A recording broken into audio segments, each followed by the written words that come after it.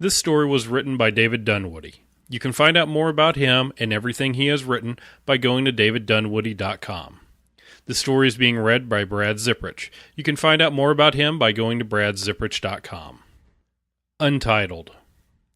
The first one was a homeless man at the county library. He must have stroked out or something. Anyway, when he rose from the table, the librarian knew he was dead. He came at her, and she was rooted to the floor, and she screamed.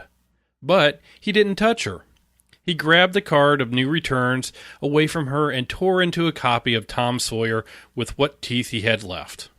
It was the same story all over the place. Libraries, schools, bookstores, where it always began. And it was bad, at first, and terrifying, for a few days, until people got it. The authorities never really mobilized. The end-time junkies never got any play on their street corners.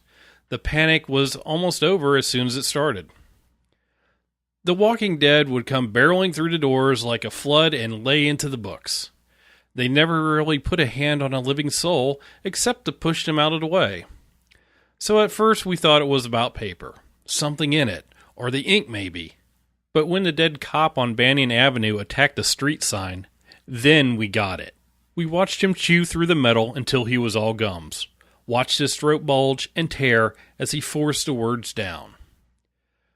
The government carried on about working to stop the threat, but it never really took off. After all, there was no threat. Matter of fact, a lot of the time it was funny. Kids made up a game of crumpling up pages torn from their school books and throwing them past the dead, sending them over to steep drops and staggering into traffic in search of the morsel. I saw a dead guy attack a storefront whose televisions were displaying some news alert. He put his head through the glass and broke his nose on a TV screen, trying to eat the damn crawl at the bottom. He severed his head in the effort, and we laughed our tails off. Bobby Minter, the Reverend's son, piled a bunch of Bibles on the corner of Maple and set them on fire. About 20 dead folks threw themselves into the blaze trying to get at the words, or word. One of them stumbled into Mrs. Riley's bushes and nearly burnt her house down. Bobby got his ass whooped for that one, but we taped the whole thing.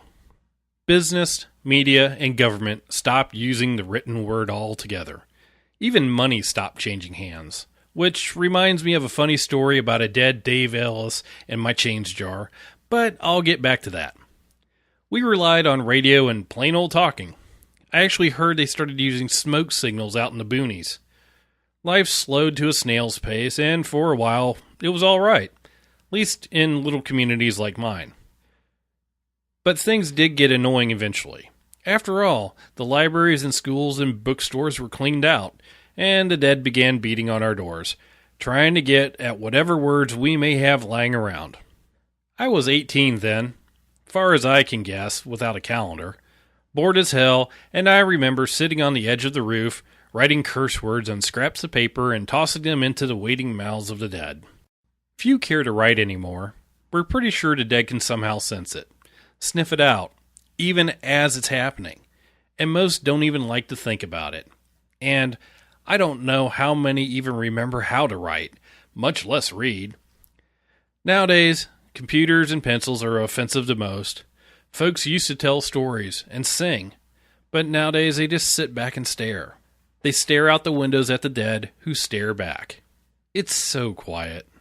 Has been for decades. There's one watching me now. His black tongue is making an awful mess all over the kitchen window. Guess I won't be telling you that Dave Ellis story, unless I happen to see you in the flesh, and you don't wince at the sound of human speech. Don't even know why I'm still writing. I guess I like to watch his hungry mouth slacken and run. I've got to toss this out the window now. Maybe then it'll go away. I think maybe the devil got one over on us this time. Real bad.